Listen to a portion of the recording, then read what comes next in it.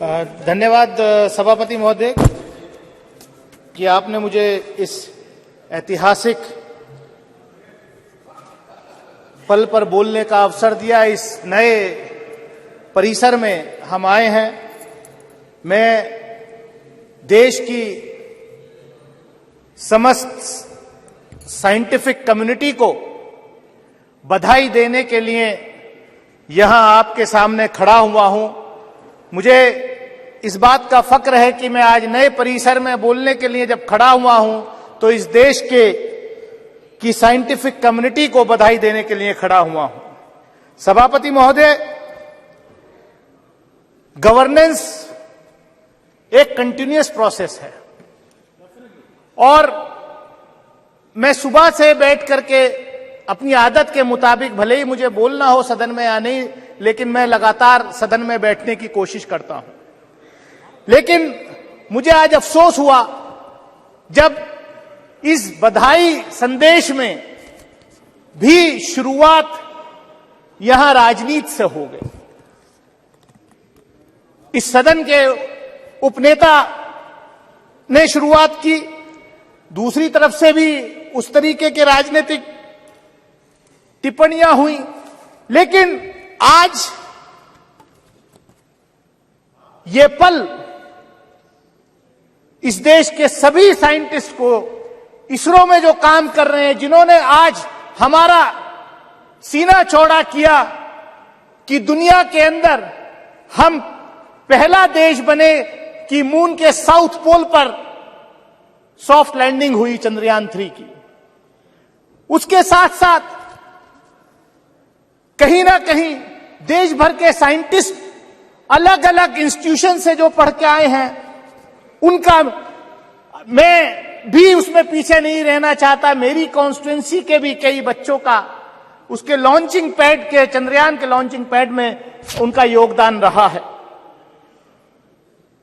सभापति महोदय, इस सदन ने कल विमेन्स रिजर्वेशन बिल भी पास किया और चंद्रयान 3 के सफल लैंडिंग में महिलाओं का बहुत बड़ा योगदान, फीमेल साइंटिस्ट का बहुत बड़ा योगदान रहा है।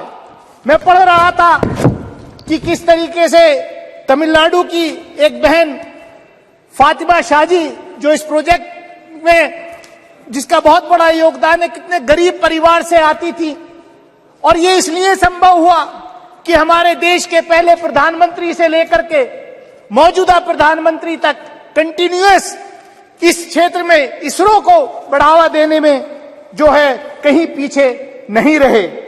पंडित जवाहरलाल नेहरू इस देश के पहले प्रधानमंत्री, उनके साथ जो शिक्षा मंत्री मौलाना अबुल कलाम आजाद थे, उनके जमाने में उन्होंने जो आईआईटी वगैरह जो बड़े इंस्टीट्यूशंस खोले, उसका आज नतीजा हम ये देख रहे हैं।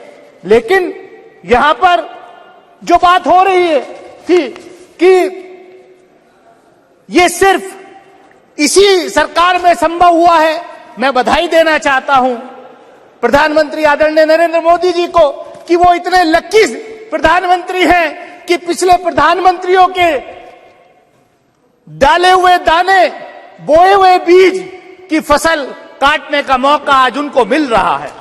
यह अच्छी बात है। लेकिन यह भी सच्चाई है कि पिछले बजट में इसरो का 8% एलोकेशन बजट में कम हुआ है। यह किसी से छुपा नहीं है, यह किसी से छुपा नहीं है। और हमने देखा पिछले दिनों सभापति महोदय, इस सरकार में जिस तरीके के अपॉइंटमेंट्स हो रहे हैं, और मैं कंक्लूड कर रहा हूं, जिसमें कुछ ज्यादा है भी नहीं, मैं कंक्लूड कर रहा हूं। हमने देखा कि पिछले दिनों मंडी के आईआईटी के एक डायरेक्टर का वीडियो वायरल हुआ कि ये जो हिमाचल प्रदेश में जो बाढ़, फ्लड आया है, यहां जो भूस्खलन हुआ है, ये इसलिए हुआ है। मतलब आईआईटी का डायरेक्टर, ये सरकार कैसे अपॉइंटमेंट कर रही है कि वो कह रहे हैं कि क्योंकि ये लोगों ने यहां नॉन वेजिटेरियन इस देश में खाना शुरू कर दिया है, इसलिए जो है ये सब आपदा आ रही है। कैसी अनसाइंटिफिक बात लोग कर रहे हैं और ऐसे लोगों के खिलाफ कार्रवाई नहीं। मैं सभापति महोदय, मैं इतना ही कहूंगा कि जो साइंटिफिक कम्युनिटी है हमारे देश की, उसको हमें जो है बढ़ावा देना चाहिए। मैंने देखा, हम डिफेंस कमेटी के रूप में हम डीआरडीओ में गए के साइंटिस्ट से मिले थे। 4 साल तक उनका प्रमोशन जो है वो रोका हो गया था। हमने सवाल किया, खैर अब वो प्रमोशन जो है हो रहा है। तो मैं इतना ही कहूंगा कि यहां पर मैं कंक्लूड कर रहा हूं, पोखरण के टेस्ट की बात हुई।